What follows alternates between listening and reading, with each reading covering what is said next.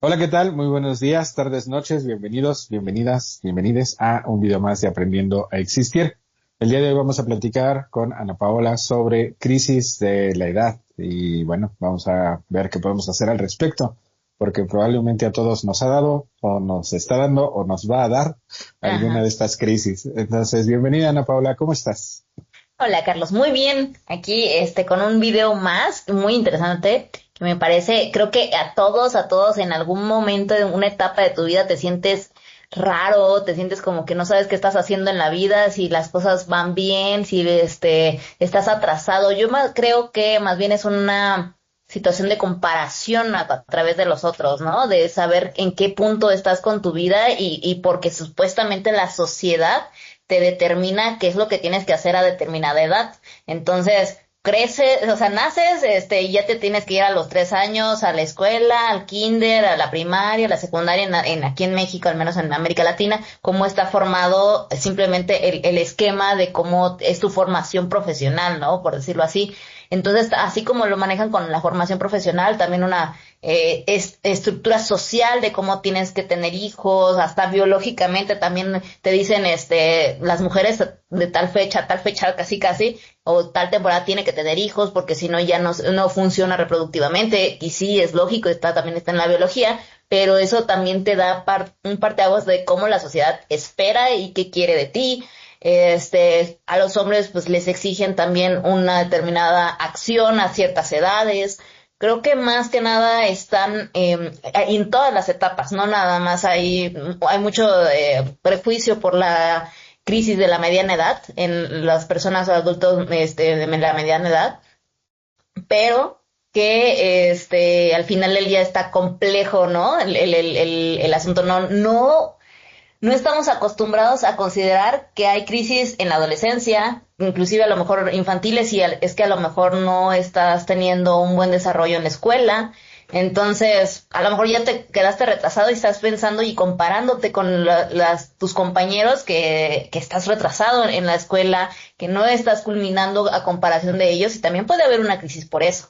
Entonces creo que en todas las etapas pudiera haber una crisis de la edad, porque simplemente es una comparación a conforme vayamos analizando de cómo va tu etapa y a comparación de los otros. Sí, efectivamente. Bueno, hay un componente biológico que evidentemente marca ciertos momentos en nuestras vidas donde habitualmente por una cuestión hormonal principalmente, pues puede haber una sensación de crisis. Por ejemplo, en el caso de las mujeres puede ser más o menos a los 25 o 30 años, donde biológicamente pues el reloj de la reproducción empieza a ser más consciente para aquellas mujeres que quieren ser mamás. Ujú. En el caso de los hombres, generalmente esto acontece a los 40 años, una cuestión biológica, porque nuestro cerebro, aunque es un cerebro que está adaptado para el 2026, eh, de alguna forma no ha cambiado tanto con respecto al cerebro de nuestros antepasados.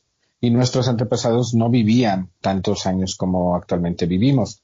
Normalmente, en el caso de los hombres, a llegar a los 40 años era ya empezar a ser longevo, ¿no? Ujú. Entonces, como nuestro cerebro de alguna forma está acostumbrado a dichos lapsos, a los 40 años habitualmente en el caso de los hombres, el cerebro como que dice, bueno, se supone que yo ya me tengo que empezar a despedir y resulta que todavía me queda, gracias al avance médico y al avance científico, todavía me quedan muchos años por delante. ¿Qué voy a hacer con todos estos años que tengo por delante, ¿no?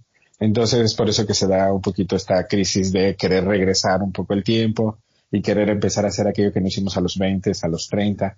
Generalmente en el caso de los hombres es muy común en América Latina, bueno, yo creo que en todas partes del mundo, querer vincularse afectivamente con personas mucho más jóvenes, ¿no? Como Ujú. una forma también de revivir aquello que no se pudo hacer en otra época, porque quizá no había una estabilidad económica que lo pudiera permitir.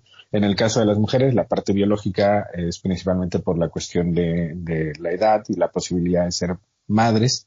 Entonces, esas crisis que sí son reales, que sí son biológicas y que evidentemente no a todos nos dan exactamente a la misma edad, sino que más o menos en esos lapsos, están ahora de alguna manera magnificadas por una comparativa, evidentemente, que está magnificada por las redes sociales, ¿no? Porque antes pues yo me comparaba con mi vecino, con mi mejor amigo, con mi mejor amiga, Con tu de alguna familia. manera con mi entorno, ¿no? Exacto, con Ujú, mi familia.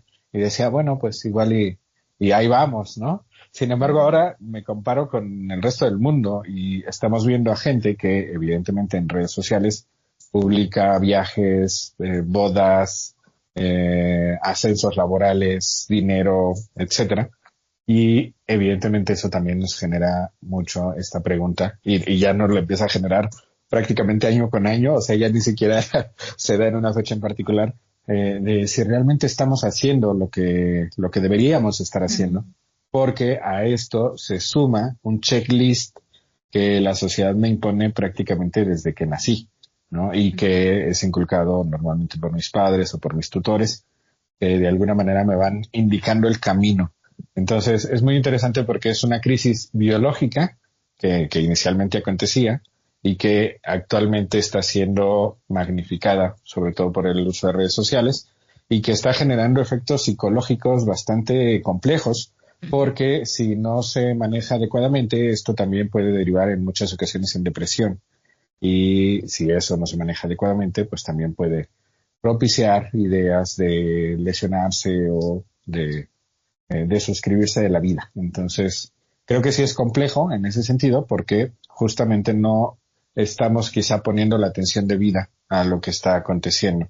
Simplemente creemos que es algo que solo me ocurre a mí, cuando en realidad es un fenómeno que está empezando a acontecer a nivel global. Y me parece que sobre todo es relevante empezar a prestar más atención a las personas jóvenes, a los adolescentes, a los adultos más jóvenes, porque es ahí donde ya se está empezando a gestar sobre todo estas ideas de una comparativa bastante crítica, bastante negativa y al mismo tiempo que fácilmente puede derivar en depresión. Claro. Creo que una de las comparativas que sobre todo marca mucho a mi generación, por ejemplo la millennial y sobre todo con los boomers, es que antes se tenía también la concepción de éxito o de ciertas entidades conceptuales de cómo funciona la vida a ciertas edades han cambiado mucho. Entonces, antes lo que se concebía como éxito para los boomers era casarte, no sé, máximo a los 25, tener hijos, empezar a tener hijos, ya tener un trabajo estable, conseguir una casa, conseguir un auto, a lo mejor ya sea de tener un buen puesto de trabajo y seguir escalando o tener tu propio negocio, ¿no? Pero ya estar mucho más consolidado a tus mitades de 30 máximo. Entonces, creo que también yo me he sentido juzgada y creo que también a muchos de mi generación nos han juzgado con respecto a este tema de por qué no decidimos tener hijos o por qué ya estamos casi se nos llevó el tren, por qué no tenemos un trabajo estable, por qué no podemos conseguir a lo mejor una familia o ya te casaste o no te has casado, no sé, ese tipo de cosas, ¿no? De consolidez que antes se consideraba éxito, inclusive creo que hoy mi generación se considera más exitosa una persona que se la pasa viajando y que tiene un trabajo remoto a las concepciones de antes, que eran tener un trabajo presencial, tener tu casa, tener tu familia, ¿no? Entonces, creo que hay muchas concepciones diferentes al respecto del éxito y que también las generaciones siempre van a estar juzgando de cómo ahora la nueva generación puede o no puede formarse y tener su seguimiento de vida, ¿no?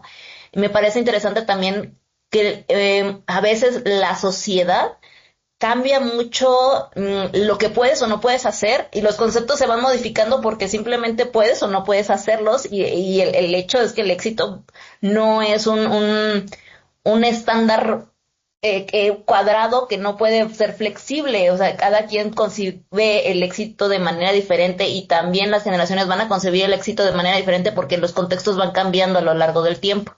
Entonces, también la posibilidad de tener cosas va cambiando a lo largo del tiempo, las necesidades van cambiando a lo largo del tiempo y por un sistema que también no nos está ayudando, no se pueden conseguir ciertas cosas, ¿no? Y uno como ser humano creo que te tienes que acostumbrar o acoplar a lo que puedes tener para también no estar sofocado con tanta mentalidad negativa o con tanta ideología negativa porque pues aceptas lo que tienes y lo que puedes disfrutar en este momento y en este contexto que estás viviendo.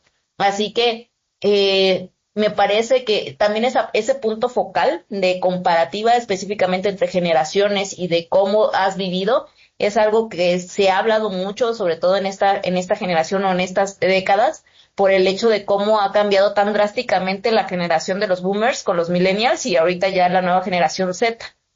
Y eso es simplemente una comparativa y de crisis emocional que también están viviendo las generaciones. Claro, creo que la principal problemática es que vivimos en un sistema capitalista que prácticamente impera en todo el mundo y lamentablemente este sistema pues está demostrando que no es el más idóneo para la vida de la mayoría. Evidentemente algunos se han hecho extremadamente multimillonarios a costa de la explotación del resto de la gente, entre los cuales pues estamos prácticamente el 99% de la población mundial. Y evidentemente esto genera una comparativa bastante injusta porque habitualmente si yo me comparo con lo que tendría mi padre a mi edad, pues evidentemente resulta que no tengo ni el 10% de lo que probablemente él pudo tener con un solo empleo, ¿no? Y a lo mejor yo he tenido que hacer 2 o 3 al mismo tiempo, con una estabilidad que en su época había laboral y que en mi época ya no. Entonces, creo que en muchas ocasiones lo que está aconteciendo es que el sistema está poniendo cada vez peores condiciones laborales Claro. y a la par aumentando drásticamente los precios, por lo cual prácticamente es imposible que podamos tener una comparativa realista, ¿no? De nuestros padres probablemente a nuestra edad pues ya estaban casados y con hijos y con casa propia y perro y gato y a lo mejor otro terreno en algún otro lugar. Ajá. Y nosotros a duras penas pues podemos a lo mejor rentar un departamento y quizá rentarlo con roomies porque no nos alcanzaría, ¿no? Si quisiéramos vivir relativamente cerca de donde trabajamos. Entonces me parece que es una problemática a nivel global, es una problemática a nivel mundial, es una problemática económica que el sistema, mañosa e inteligente y maquiavélicamente, trata de asignárselo a cada persona. Es decir, la problemática es individual. Tú no estás haciendo lo suficiente, tú no estás haciendo lo necesario, tú vas tarde, tú lo hiciste mal, tú elegiste mal, cuando en realidad es una problemática que el mismo sistema ha generado y hacer que nosotros lo asumamos como una problemática personal genera que sea la persona la que crea que trabajando más, esforzándose más, explotándose o autoexplotándose más, va a lograr aquello que debería ya haber conseguido años atrás, cuando en realidad el foco verdadero del problema es el sistema que no nos permite tener un desarrollo digno, ¿no? Una vida digna, y en donde prácticamente pues vivimos para trabajar, ¿no? Eso hace algunos siglos se conoció como esclavitud. Actualmente ya lo vemos como emprendedurismo o ser mi propio jefe o ser yo mismo el que le está echando ganitas para salir adelante. Pero en realidad las condiciones prácticamente son similares a las Muy similares. a las de la esclavitud, ¿no? Entonces me parece que esa es verdaderamente la problemática. Y evidentemente en el ámbito terapéutico lo que intentamos es que la persona en primer lugar se dé cuenta de que esta problemática que cree que es individual es una problemática colectiva. Y hay una frase que dice, mal de todos, consuelo de tontos. No buscamos que se consuele al saber que es un mal colectivo, sino que buscamos que se dé cuenta de cómo fue que esto empezó a surgir. No es una mala toma de decisiones, sino más es una circunstancia social, económica, que prácticamente no deja opciones y que la opción que elija, pues evidentemente no va a ser la más idónea porque no hay buenas opciones a veces por elegir. Entonces, parte de lo que se busca es precisamente entender esto y luego lo que se hace es pequeños ejercicios terapéuticos, que el día de hoy compartiremos algunos de ellos, para tratar de que la gente trate de eliminar ese checklist que la sociedad, sus padres, la escuela, la religión le ha inculcado y que haga su propio checklist y que a partir de ese checklist también acepte que algunas cosas probablemente sí ya no son factibles de realizar. ¿Por qué? Porque si no caemos también en la fantasía de, bueno, pero aunque no lo lograste antes, si le echas muchas ganas, lo puedes lograr todo. Y dices, no, porque igual yo quería ser, no sé, jugador profesional y pues por más que le eche ganitas, ya a mi edad no me lo permite. Entonces también es importante que la gente acepte que algunas cosas evidentemente ya no son factibles y que haga los duelos pertinentes por esas situaciones perdidas. Más no por ello que se quede sumido en la tristeza, únicamente por eso que ya no es factible, sino que también tenga metas por delante que sean alcanzables, que precisamente le ayuden a hacer su propio checklist y que vaya paso a paso en dirección de eso que quiere. Entonces, me parece que esa es un poco como la sugerencia que en general daríamos desde el punto de vista terapéutico, siempre recordando que esta problemática, como casi todas de las que hemos hablado, que creemos que son problemáticas individuales, en realidad son problemáticas colectivas generadas por el mismo sistema capitalista consumista en el que vivimos. ¿Cómo ves? Sí, eso me parece muy importante para empezar, determinar que no somos nosotros, que también hay un sistema que nos involucra y que nos mueve las piezas, que los hilos detrás de nosotros. Y me gustaría también retomar así cómo van las etapas del ser humano. Dicen, y es lo más común, que durante la mediana edad están las crisis. ¿Por qué tú consideras que, o con todo el expertise que tienes, que a la mediana edad, a las 30, 40, 50, sobre todo, bueno, no sé, a mi percepción, haya más hombres que tengan cierta crisis de esta edad? O no sé si es mi percepción o también está en las mujeres, porque se sienten con esta idea de ser más jóvenes, más joviales. ¿A qué se debe? ¿Esto también es una situación social de la sociedad o esto ya es más del biológico? De inicio es algo biológico, como lo comentábamos al inicio, es simplemente mi cerebro se da cuenta de que en épocas previas tendría que estarse despidiendo de sus seres queridos a los 40 años y ahora a los 40 años, gracias al avance médico y científico, pues ya tenemos otros 40 años por delante, ¿no? Es como si un partido de fútbol tuviera, en este caso, 2 tiempos y mi cerebro pensara que solo tiene uno. Entonces, cuando se concientiza de que tiene por delante todo un segundo tiempo, pues trata evidentemente de hacer aquello que no le fue factible hacer en otro momento, sobre todo por una cuestión económica, ¿no? Falta de recursos, o falta de estabilidad. Lamentablemente, en muchas ocasiones, pues tampoco es que a los 40 ya tengamos una estabilidad que nos permita hacer todo eso. Simplemente nos damos cuenta de que tenemos por delante mucho por experimentar. Y evidentemente lo que habitualmente acontece es que el cerebro trata de llenar los huecos que fueron quedando, ¿no? El cerebro hace muchas cosas en automático. Por ejemplo, ahorita tu cerebro y mi cerebro está respirando y hasta ahorita que dije que está respirando nos damos cuenta de que estamos respirando. Hace muchas cosas de forma inconsciente y una de ellas es precisamente tratar de llenar aquellos espacios que quedaron vacíos en cuanto al checklist que se supone yo tenía que cubrir. Por eso mucha gente se obsesiona, incluso también hombres, en tener hijos, cuando en realidad no es que quieran tener hijos, es simplemente tener la palomita de lo que completado. Se supone que debo. Exacto. Entonces, en muchas ocasiones es mucho más factible que las mujeres genuinamente sí quieran tener un hijo que los hombres. La mayoría de los hombres que a los 40 no han tenido, se obsesionan un poco más por cubrir con ese checklist, por tener ese requisito. Yes, exacto. Entonces, sí me parece que es una cuestión inicialmente biológica que se ha maximizado por el mismo sistema. ¿Por qué? Porque el sistema, recordemos que es un sistema capitalista consumista, mientras peor está el ser humano, el sistema ha aprendido que mejor consumista es, o más consumista es, más le conviene. Cuando tú y yo estamos tranquilos, estamos en paz, pues no necesitamos prácticamente nada más que lo que ya tenemos. Nos damos cuenta de que ya tenemos quizás suficiente.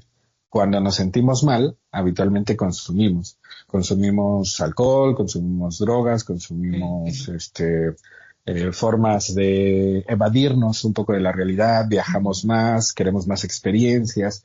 Entonces, sentirnos mal hace que consumamos más. Y precisamente por eso el sistema trata de magnificar todas estas sensaciones de malestar. No vivimos en un sistema amable que trata de dejarnos con la tristeza que llevamos a cuestas. No, es un sistema que trata de incrementarlo significativamente. Y de hecho lo vemos cotidianamente gracias a los algoritmos. Si tú y yo nos podemos a conversar sobre algún tema, rápidamente en nuestras redes sociales empiezan a aparecer comerciales de, aquí lo puedes comprar, aquí lo puedes adquirir, aquí puedes viajar, aquí puedes hacer esto. Entonces, me parece que al final lo que estamos nosotros mismos logrando al vivir en este sistema es caer en la trampa del consumismo del mismo sistema, que inicialmente es una cuestión biológica, pero que el sistema ha magnificado drásticamente. Y mucho de esto habitualmente anteriormente se llamaba crisis existenciales y se veían desde un ámbito filosófico y psicológico como muy positivas. ¿Por qué? Porque nos permitían detenernos y replantearnos hacia dónde queríamos dirigir nuestra vida. Actualmente, como ya es algo tan frecuente, tan común, que prácticamente la gente actualmente cada año se empieza a cuestionar qué está haciendo con su vida. O sea, antes era cada 5 años, cada 10 años, ahora es prácticamente cada que cumplo años, puedo empezar a cuestionarme esto. Ya no se ven como crisis existenciales, aunque siguen siendo crisis existenciales, y en lugar de recurrir a apoyo terapéutico o apoyo profesional o encontrar una manera de encauzarlo de forma sana, lo que habitualmente ocurre es que, como ya es tan frecuente, ya no se le da la importancia que realmente tiene, y esto está generando lamentablemente mayores niveles de depresión y de ansiedad. Entonces, a mí me parece que este sistema terrible en el que vivimos ha encontrado una excelente forma de explotar cuestiones biológicas, maximizarlas, hacer que ya no sean cada 5 o 10 años, que ya sean cada año, y generando con esto un mayor consumo y al mismo tiempo una minimización del efecto real de estas preguntas, de forma tal que está incrementando la depresión y la ansiedad. ¿Y eso por qué también le conviene al sistema? Porque compramos más medicamentos, porque compramos más fármacos, ¿no? Porque nos drogamos con drogas legales. Y aquellos que no, pues lo hacen con ilegales, ¿no? Entonces, creo que al final, por donde se le vea, el sistema siempre sale ganando. La casa siempre gana, dirían en las apuestas, y la casa es el sistema. Entonces, sí me parece que es importante que le demos la relevancia pertinente a esto y que nos demos cuenta de que cada año probablemente tenemos este tipo de preguntas. Hay que detenernos, hay que anotarlas, hay que contestarlas y a partir de ello tratar de elegir un camino propio sin autoengañarnos, porque creo que ahí también ha acontecido mucho, sobre todo en tu generación y en la mía, que mucha gente se autoengañó de que no quería lo que realmente quería simplemente porque no lo podía tener. Es decir, hay muchas personas que están frustradas porque se convencieron de que no querían, por ejemplo, tener hijos, cuando en realidad sí querían. ¿Pero por qué se trataron de convencer de que no tenían? Porque se dieron cuenta de que no les alcanzaba. Bueno, pero al final es lo mismo, no puedo tenerlos. Sí, es lo mismo en el resultado, no puedo tenerlos. Sin embargo, no es lo mismo la forma de llegar a esa conclusión. Si yo llego a la conclusión de que no quiero tenerlos, cuando en realidad sí quiero pero no puedo, lo que me empieza a generar es un duelo no trabajado y una frustración. En cambio, si yo llego a la conclusión de sí quiero, no me es factible, no me alcanza, no puedo empezar a trabajar con ese duelo. Entonces hay mucha gente que lamentablemente tiene duelos pendientes cargando, porque precisamente una forma más fácil de enfrentar la terrible realidad fue tratar de autoconvencerse de que no quería lo que en realidad sí quería. Entonces la invitación desde el ámbito psicoterapéutico es afrontar justamente eso y sí darnos cuenta de que había cosas que sí queríamos, que no nos fue factible tener, y entonces hay que vivir el duelo pertinente. Interesante. Está súper interesante. Digo, al final el día sí es parte de poder tener una elección, ¿no? Y que dentro de la elección ser consciente de que no se puede tener. Es como querer un Ferrari, pero nunca te va a alcanzar para tener un Ferrari y pues pasar el duelo, ¿no? A decir, no, los Ferraris son malos, están bien mal construidos y solamente haces enriquecer a los millonarios. Sí, ese es un punto, ¿no? Al final del día es saber en cuál es tu contexto, cómo funciona, que por más que trabajes, no vas a poder conseguirte un Ferrari y es un punto muy importante a entender el por qué no lo tienes y el por qué podría no estar bien también enojarte por el no tenerlo. Y a lo mejor no son malos los Ferrari, solamente que no puedes tenerlos. Y vivir el duelo de eso, ¿no? Aceptar que nunca lo voy a poder tener. Sin embargo, aunque al final llego al mismo resultado, no lo tengo. Sí. Sí hago un trabajo terapéutico para poder sentirme menos mal con no tenerlo. En cambio, cuando yo me convenzo de que jamás en la vida he querido tener un Ferrari, cuando a lo mejor sí, lo único que hago es dejar un duelo ahí pendiente de vivir. Y me parece que eso es lo que también nos ha ido aconteciendo drásticamente, sobre todo a los que estuvimos un poco como en esa generación intermedia, entre X y Millennial, ¿no? No sabíamos a cuál pertenecíamos y que nos tocó ver un poco cómo esta circunstancia económica cada vez iba empeorando, empeorando, empeorando. Sí. Y bueno, pues seguíamos trabajando, pero cada vez con menos dinero y menos posibilidades de tener lo que nuestros padres tenían. Y actualmente tenemos a generaciones que a los 50, 60 años siguen viviendo con sus padres, no porque quieran, sino porque no es factible que puedan tener una casa propia. Y eso también tiene que ser un duelo, ¿no? Porque no es lo mismo decir y hacerme coco-wash y decir, no, yo me quedo con mis padres porque les quiero cuidar, a decir, yo me quedo con mis padres porque no puedo tener mi propio espacio. Y al final el resultado sigue siendo el mismo, me quedo con mis padres. Sin embargo, cuando acepto la realidad del por qué me quedo con mis padres, puedo vivir el duelo pertinente de no poder tener mi propio espacio. Claro. Entonces, me parece que sí es muy importante no autoengañarnos tampoco en aras de pasar más rápido este afrontamiento de la realidad. Ok, y eso está bien interesante porque también no sé si hay etapas de madurez y el hecho de que no poderte salir de la casa de tus padres también a veces los limita a las personas en general a no pasar ciertas etapas de autocuidado, porque siempre viven con sus padres y los siguen cuidando y siguen haciendo cosas por ellos y tampoco aprenden a cómo tener un autocuidado por sí mismos. Y eso evoca una dependencia y también yo creo que las crisis de las edades se vuelven locas, ¿no? Porque ya a lo mejor tendrías que haber estado haciendo ciertas cosas, simplemente hasta muchas personas, luego lo que les llaman los que no trabajan o no estudian o no hacen nada, ni siquiera se quieren salir, o sea, de su casa, de los papás. Y entiendo por qué, el contexto muy bien lo ejemplificas, pero también obtienen una actitud porque tampoco se hacen cargo ni siquiera de lavar su propia ropa, de cocinar, de hacer otro tipo de actividades que se tendrían que encargar ellos y a lo mejor tienen hasta 50 años o más y siguen la mamá de 80, 90 años haciéndole las actividades que tendría que hacer un adulto responsable. Sí, en el ámbito del desarrollo humano generalmente se plantean 4 etapas de una buena realización personal. La primera etapa se conoce como la etapa de dependencia, que es en la infancia, donde pues evidentemente necesito que alguien se haga cargo de mí.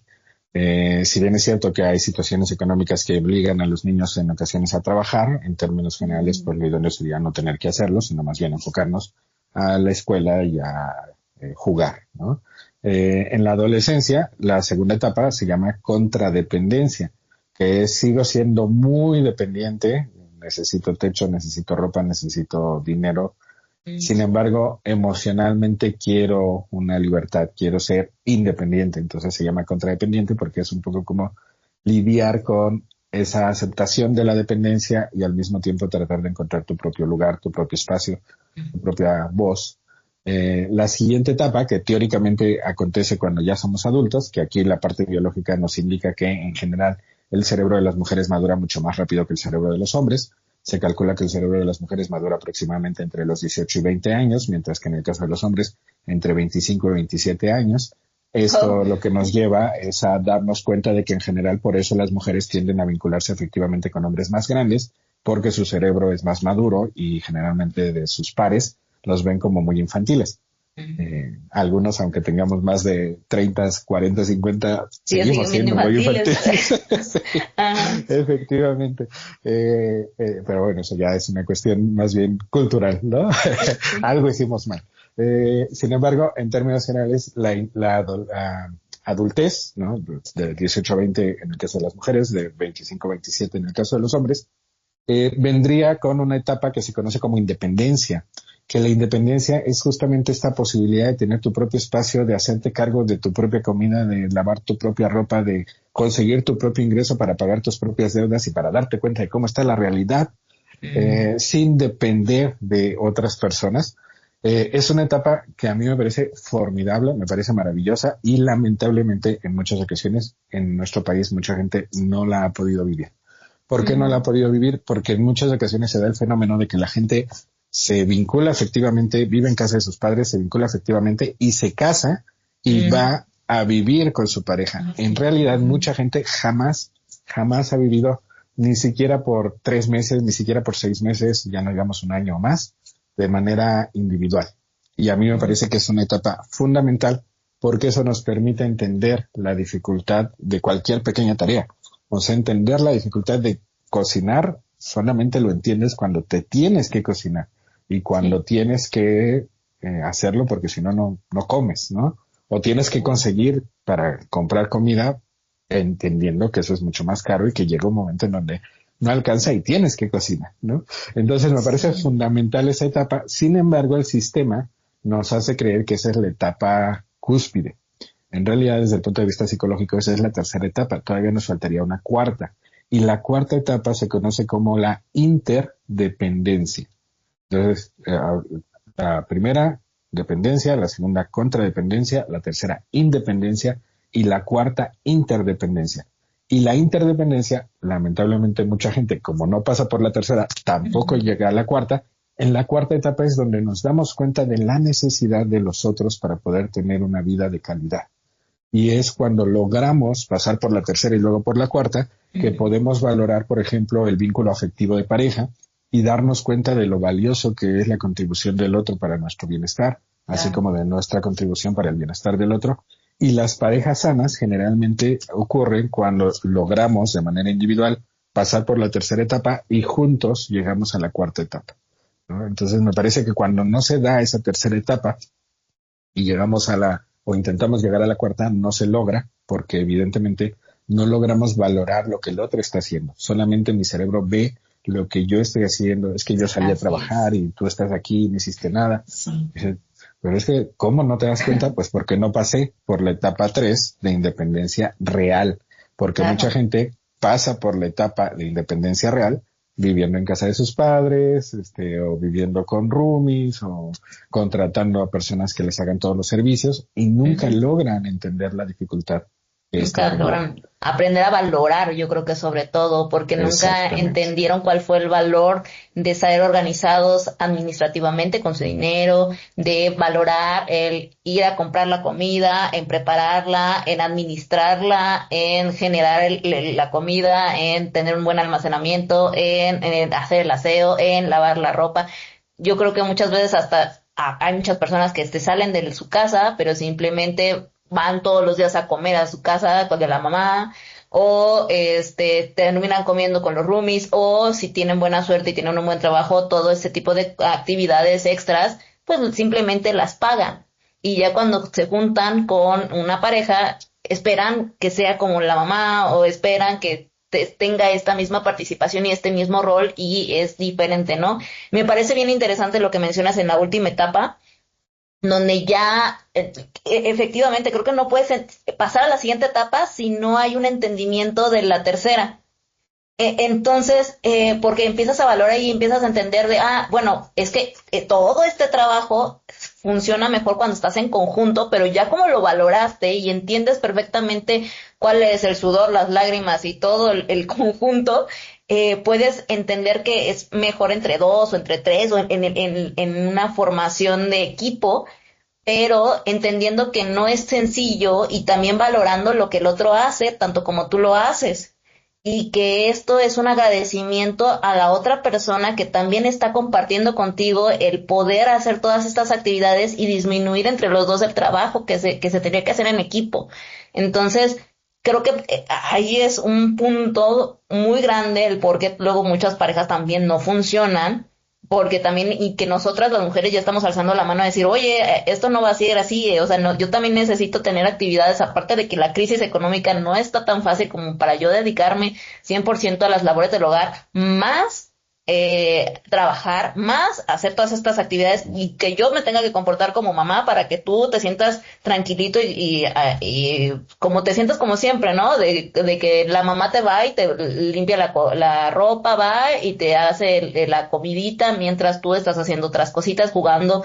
videojuegos, haciéndote, no sé, viendo el fútbol y estando con los amigotes, ¿no? Entonces, ese tipo de dinámicas ya al menos las mujeres no las estamos soportando, sobre todo porque tenemos que trabajar, tenemos que hacer muchas cosas y efectivamente, yo creo que también hay no sé si es biológicamente de que como tú mencionas, que estamos madurando, que somos más maduras, pero aparte la cultura, sobre todo la cultura latinoamericana, nos obliga a madurar, a entender las necesidades que requieres para poder ser un adulto funcional. Al menos en Guerrero, las mujeres son más activas, hacen todo, administran, muchas veces hasta los hombres les cargan el peso de la administración de la casa económicamente y ellos nada más se lavan las manos, decir, toma, aquí está mi dinero, ¿no? Y eso también no se debería de hacer. Entonces, es bien complejo y a mí me parece es como que no es, ¿no? Yo siempre he puesto límites al respecto con eso y es una etapa que no deberían de pasarse, por favor no se la pase. Sí, no se resalta. No, o sea, sí es feo. Al principio yo me salí de mi casa a los 19 años y creo que agradezco mucho esa etapa porque es compleja, te cuesta trabajo, pero aprendes y después creo que es mejor madurar cuando tus padres todavía están y que cuando, si en el dado caso ya no llegasen a estar, fallecen o algo les pasa, tú ya tuviste ese proceso a que cuando todavía estás en casa de tus padres y fallecen y ya no están, es un shock más fuerte. Para mí, y yo, en mi consideración, va a ser un shock más fuerte donde todavía no sabes cómo valerte por ti mismo, cuáles son las necesidades de un hogar, cuáles son las necesidades administrativas, cuáles son las necesidades que tú tienes y cómo te puedes manejar. Y a veces necesitas un consejo de una persona que se supone que tenga más experiencia y ahí están todavía tus padres para poder guiarte, ¿no? Pero ya de una manera externa, no interna. Entonces, esa etapa para mí es fundamental. Yo agradezco mucho poderme haber salido y tener la oportunidad de estar con mi mamá todavía, pero alejadita.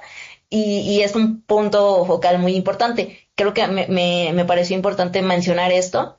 Y es algo que en la etapa de un ser humano creo que sí se debería de vivir. A lo mejor yo sé que es muy complicado, sobre todo hoy económicamente, vivir en una casa independiente porque posiblemente no las haya o no vamos a tener la capacidad de conseguir una casa o una vivienda digna, sobre todo, ¿no? Si no es que esclavizada, porque luego te dicen, no, pues es que échate un compromiso de 30 años de Infonavit, pero pues muchos no queremos ese compromiso porque de todas maneras ni pensamos tener hijos y me voy a echar tanto un compromiso así, no, no, la neta no, mejor rento, ¿no? Ujú. Ya sea organizarte para rentar con roomies, organizarte para rentar un departamento, ir viendo con las formas, pero creo que inclusive en esos aspectos es mejor irte a rentar un cuarto con ciertos roomies a estar con tus padres y disminuir la carga económica eh, para que tengas cierta libertad o cierta independencia, a mi consideración. Sí, claro, es fundamental. Y gracias a eso, que es la etapa 3, podemos pasar más fácilmente a la etapa 4, donde ya reconocemos no solamente teóricamente, sino porque ya lo experimentamos, ya lo vivimos, ya lo sufrimos, ya Ujú, podemos valorar el trabajo del otro, al lavar los trastes, al lavar la ropa, al barrer, al trapear, ¿no? Porque son ujú. actividades que nosotros ya entendemos lo realmente complejo que es. Entonces, bueno, me parece que sí es una etapa que recomiendo no saltarse y si lo pueden hacer a más temprana edad, pues obviamente mucho mejor. Sin embargo, si lo tienen que hacer a los 50 años o a los 60 o a los 70, por favor, háganlo. Al final de ser factible les conviene porque es más fácil luego pasar a la cuarta, que es la interdependencia. Y bueno, los ejercicios que habitualmente hacemos en el ámbito terapéutico cuando vemos a una persona que está en su crisis existencial, que puede ser a cualquier edad prácticamente, es que en primer lugar lo que tratamos es de que externalice, bueno, un ejercicio que se hace es externalizar todos los pensamientos que le vienen a la cabeza. O sea, más que cuestionar cada uno de ellos, lo que hacemos es vaciarlos todos, ¿no? Si sientes que, no, es que soy un fracasado, es que no he logrado nada con mi vida, es que mi vida no tiene sentido, lo que hacemos es que todo eso lo vacíe, escribiéndolo en un cuaderno, porque luego cada una de esas ideas se puede empezar a cuestionar. Sin embargo, si nos detenemos a cuestionar la primera que surge, probablemente eso va a inhibir que surjan las otras 7 que la persona viene cargando. Entonces, lo primero es sácalo todo, ¿no? Una vez que entendemos que es una problemática colectiva y no individual, o sea, que todos hemos pasado por eso, o todos vamos a pasar por eso, o todos estamos pasando por eso, la persona se siente más en confianza de poder externalizarlo y escribirlo. Un segundo ejercicio que se hace, bueno, luego ya se cuestiona cada una de las ideas, dándonos cuenta de que pues el 90%, si no es que el 100%, pues carecen realmente de sentido. Sin embargo, eso ya se hace en una sesión posterior. Otro ejercicio que también es muy bueno es tratar de identificar cuál es, se le pregunta al consultante o a la consultante cómo se imaginaba que iba a ser su vida en esta edad, ¿no? Yo tengo 43 años. ¿Cómo me imaginaba que iban a ser mis 43 años? Tú tienes 25. ¿Cómo te imaginabas que iban a ser tus 25? Y entonces esto nos va a ayudar mucho porque ahí, en ese discurso, va a salir lo que la persona genuinamente se imaginaba, ya sea impuesto por su familia, por la religión, por la escuela, etcétera, o porque genuinamente lo quería. Y entonces vamos nosotros tomando nota y a partir de ello decimos, ok, en tu discurso me dijiste que tú querías tener una casa y querías tener hijos y querías tener perros. Eh, ¿Por qué quieres tener una casa? ¿O por qué querías tener una casa? Y entonces empezamos a cuestionar cada una de las ideas y ahí también la persona se da cuenta de que algunas cosas no es que las quería, es que se supone que las debía tener, ¿no? Y claro, las que sí se quería, se ve la posibilidad de todavía conseguirlo y en caso de que no, pues empieza a manejar el duelo a partir de eso que está aceptando que quería. Por ejemplo, hay personas que vienen a los 50 años a psicoterapia, eh, mujeres principalmente, y que dicen, bueno, sí, sí quería tener hijos. Ah, bueno, perfecto, pues vamos a hacer un duelo derivado de ello, porque quizá ya no es factible que biológicamente tengas un hijo. Siempre hay posibilidad de adoptar, sin embargo, pues también puede ser más complejo, ¿no? Entonces, hacer ese tipo de ejercicios nos va ayudando precisamente a empezar a cuestionar qué es lo que genuinamente la gente quería y qué es lo que no, y lo que sí y ya no puede, hacer el duelo pertinente. Y otro ejercicio que también hacemos una vez que hemos trabajado con todo esto durante varias sesiones es empezar a ver hacia adelante. O sea, todo esto es como un trabajo hacia atrás y en el presente. Y lo que buscamos ahora es, bueno, ¿qué es lo que te gustaría a partir de ahora? ¿Cómo te imaginas en 5 años? ¿Cómo te imaginas en 10? ¿Cómo te imaginas en 20? Y a partir de ello se van generando metas y le vamos enseñando a las personas cómo es más factible que puedan conseguir sus metas. Cómo fácil, haciéndolas más chiquitas, ¿no? En lugar de simplemente decir quiero ahorrar 100,000 pesos, es bueno, a ver, dividamos eso en tanto número de años, tanto número de meses, tanto número de semanas, cuánto tenemos que ahorrar por semana, y eso es mucho más factible de lograr si lo hacemos de una manera estructurada, organizada, y sobre todo si cumplimos con lo que nosotros mismos queremos hacer. Entonces son ejercicios muy sencillos que ayudan a que la gente vuelva a encontrar qué es lo que genuinamente les motiva, qué es lo que genuinamente quieren, y al final se genera otro checklist. Sin embargo, es un checklist muy diferente porque es un checklist mucho más realista, creado específicamente por la persona y que además es total y completamente flexible, porque parte de lo que estamos buscando es que este checklist se revise año con año. ¿Por qué? Porque cambiamos y porque a veces lo que yo quería en el 2026 ya no lo quiero genuinamente, ya no lo quiero en el 2027 y se vale, ¿no? Entonces, esto me parece que es una forma muy simple, muy sencilla, y que con estos mismos ejercicios, si la gente que nos escucha los hace, se va a empezar a sentir mejor, porque va a empezar a cambiar el checklist impuesto por un checklist personal, flexible y mucho más realista.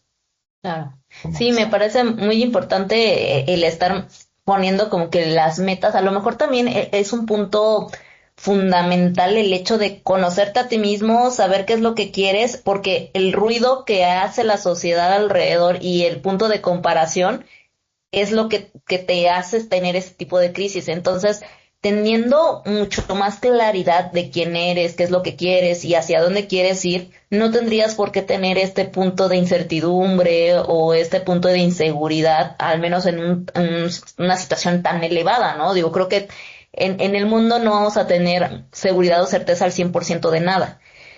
Y precisamente por eso es la flexibilidad de estar cambiando las metas o las necesidades que vayamos a ir perfilando.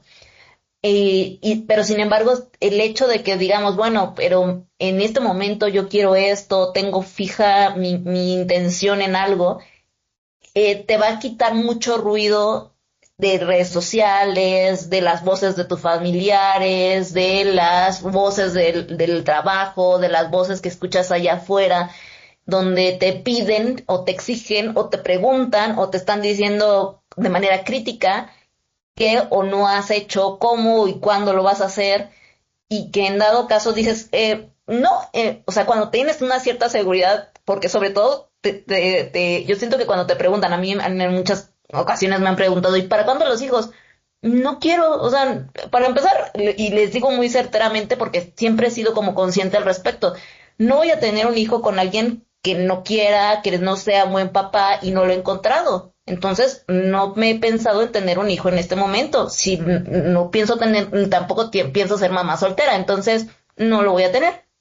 Y con tanta seguridad de que por qué no lo he hecho, creo que ahí te limas muchos puntos de aspereza con ciertas personas porque aparte tú estás consciente del por qué no y que también son unos buenos argumentos a mi consideración, ¿no? Entonces, es un parteaguas a decir qué es lo que quiero y por qué estoy segura de respecto al tema en el que estoy conversando y cuál respuesta voy a dar. Entonces, también Claro. ese trabajo va a funcionar. Ajá. Sí, sí, tener una certeza del por qué y tener un argumento claro de qué responder cuando te hagan alguna pregunta al respecto ayuda mucho. Sin embargo, psicológicamente hablando, entendemos que el ruido siempre nos va a afectar y entonces parte de lo que también se hace durante todo este proceso es tratar de ayudarle a la gente a tomar distancia de ciertas personas, de ciertas redes sociales, a disminuir la interacción con estos entornos, porque no sé si te ha pasado alguna vez que hemos escuchado una canción que no nos gusta y la escuchamos tanto, tanto, tanto, tanto, aunque no No te nos gusta, pega. que se nos termina pegando y nos la Sí. terminamos aprendiendo y dices, pero no me gusta, me choca. ¿Y por qué me la sé? Porque es tanta la interacción con ese estímulo que el estímulo se termina introduciendo en mi mente. Y eso es exactamente lo mismo que acontece cuando yo sigo en el mismo entorno, rodeado de las mismas personas, checando las mismas redes sociales. Necesito también modificar eso. No sobreestimar la capacidad de mi voluntad, sino entender que mi cerebro, pues en Ujú. ocasiones se termina comprando toda esa información. Entonces, ¿qué hacemos? Durante todo este proceso, sí tomamos cierta distancia, a veces de los padres, a veces de la familia, a veces de la pareja, a Ujú. veces de los amigos, a veces de las redes sociales, porque entendemos que el cerebro funciona así. Y bueno, me parece que es mucho más lógico entender cómo funciona y tratar de hacer algo pertinente en este sentido, que decir, no, no, con mucha fuerza de voluntad, aunque no te separes de ese grupo de amigos, no te alejes de esos padres, no te Ujú. alejes de la tía preguntona que cada semana te cuestiona lo mismo. Si no te alejas, no pasa nada. Claro que pasa, ¿no? Entonces, tratamos a la par de que vaya eligiendo mejores entornos. Claro. Y esto, conjunto a los ejercicios, bueno, termina generando un buen resultado en general, entendiendo que cada año, probablemente al inicio del año o en mi cumpleaños, me van a embargar las mismas preguntas y entonces, ¿qué hago? Pues checo mi cuadernito, checo lo que ya escribí, si hay alguna pregunta que no había anotado en años previos, la anoto, me doy tiempo de responderla. Entonces, al final, es un trabajo de autoconocimiento permanente y que anteriormente ocurría cada 5 o 10 años y ahora nos está ocurriendo cada año y bueno, pues cada año hay que hacer estos ejercicios. Claro, pues sí, a desahogar en escritura o en video o en cómo nos sintamos bien. Entonces, Ujú, ujú. esa sería como una culminación muy importante, hablar con nosotros mismos y saber qué necesitamos y querernos y apapacharnos mucho para no tener esas crisis tan locas que luego nos pasan. Ujú, ujú. Sí, Entendiendo que es producto del sistema, no que así algo es. está fallando en nosotros. Así es. Pues muchas gracias, Carlos. Yo creo que con esto culminamos. Y pues bueno, si les gustó, por favor, compartan estos videos que nos van a ayudar mucho para hacer crecer el canal. Y espero que les haya gustado. Si están hasta aquí, muchas gracias. Y pues recuerden que a psicoterapia no va la gente loca, sino la que quiere aprender a existir. Les mando un besote, un abrazote. Cuídense mucho.